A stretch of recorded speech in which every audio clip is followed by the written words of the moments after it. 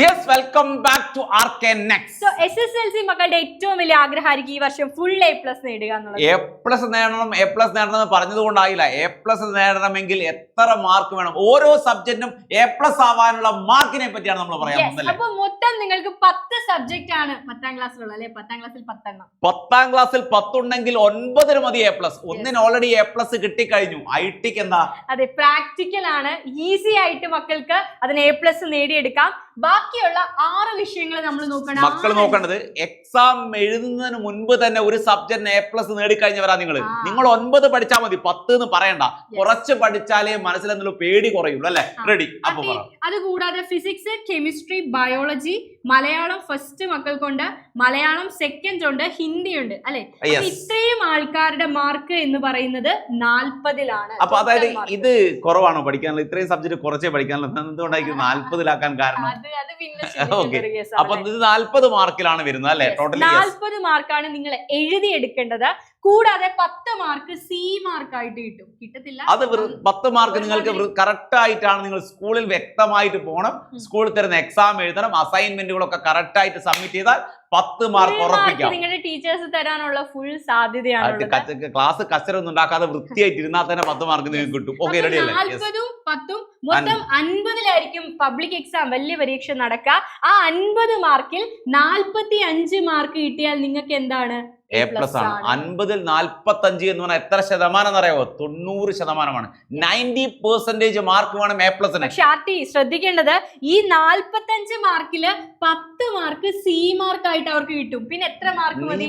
35 mark എഴുതിയെടുത്താൽ മതി. 34 ആയാലും പ്രശ്നമല്ല. അര മാർക്ക് നിനക്ക് ടീച്ചർ തരും. ഒരിക്കലും 34 കിട്ടിയിട്ട് എന്ത് ചെയ്യാ? A+ കിട്ടാതായി പോകില്ല. 34 മാർക്ക് മേടിച്ചാൽ മതി. അതെന്താക്കി തരും? നിങ്ങൾക്ക് 35 ആക്കി A+ ആക്കി. ചിലപ്പോ നല്ല ടീച്ചർ ആണെങ്കിൽ 34 കിട്ടിയാൽ ചിലപ്പോൾ 35 ആക്കി, അത് പ്രശ്നം വേറെ. എന്നാൽ പോലും നമ്മൾ അങ്ങനെ റിസ്ക് എടുക്കണ്ട. 34 പഠിച്ചു. അപ്പൊ അത്രയും മാർക്ക് നേടിയെടുത്താൽ തന്നെ മക്കൾക്ക് A+ ആയി. ഇനി 80ൽ എക്സാം നടക്കുന്ന സബ്ജക്റ്റുകളുണ്ട്. സോഷ്യൽ സയൻസ് 80ലാണ്. സോഷ്യൽ ഒരുപാട് എഴുതി പഠിക്കണം, അല്ല വായിച്ച് പഠിക്കണം. അതേപോലെ ഇംഗ്ലീഷ് 80ലാണ്, 80ലാണ് നിങ്ങൾക്ക് മാർക്ക് വരുന്നത്.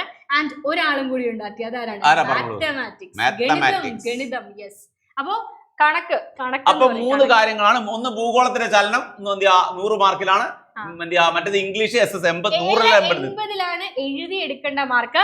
പ്ലസ് ആ 80ഉം അതിന്റെ കൂടി 20 മാർക്ക് സി മാർക്ക് വരും. അങ്ങനെ ടോട്ടൽ 100 മാർക്കിലായിരിക്കും ഈ 3 സബ്ജക്റ്റുകൾ വരിക. അപ്പൊ നിങ്ങൾ ഒരിക്കലും സാറേ 100 മാർക്ക് എഴുതി പഠിച്ചെടുക്കാൻ പറ്റും. 100 മാർക്ക് നീ പഠിക്കണ്ട, നീ അങ്ങനെ പഠിക്കണ്ട. നീ എത്ര പഠിക്കാ? നീ 90 മാർക്ക്.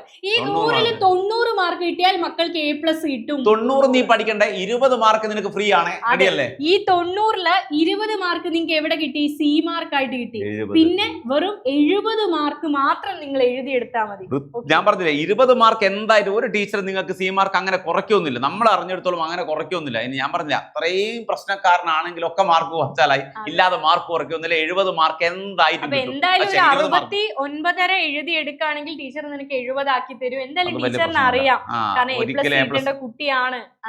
ഒരു ടീച്ചറും നിങ്ങൾക്ക് മനഃപൂർവ്വം മാർക്ക് കുറയ്ക്കില്ല. ഒരു ടീച്ചറും കുറയ്ക്കില്ല, അത് ഉറപ്പിച്ച് പറഞ്ഞു. ഒരു ടീച്ചറും കുറയ്ക്കില്ല. അപ്പൊ ഈ ഒരു മാർക്ക് മനസ്സിൽ വെച്ച് വളരെ സിസ്റ്റമാറ്റിക് ആയിട്ട് മക്കൾ പഠിക്കണം. നമ്മൾ ഈ വർഷം ഫുൾ A+ നേടിയെടുക്കും. അത് നമുക്ക് എപ്പോഴും പഠിക്കുന്ന സമയത്ത് വ്യക്തമായ ബോധം വേണം. നമുക്ക് വേണമെന്നുള്ള ബോധം. അത് വിചാരിച്ച് ഫുൾ ടൈം ഇരുന്ന് പഠിക്കുകയല്ല, കളി ഒഴിവാക്കിയൊക്കെ പഠിക്കാന്നല്ല പറയുന്നത്.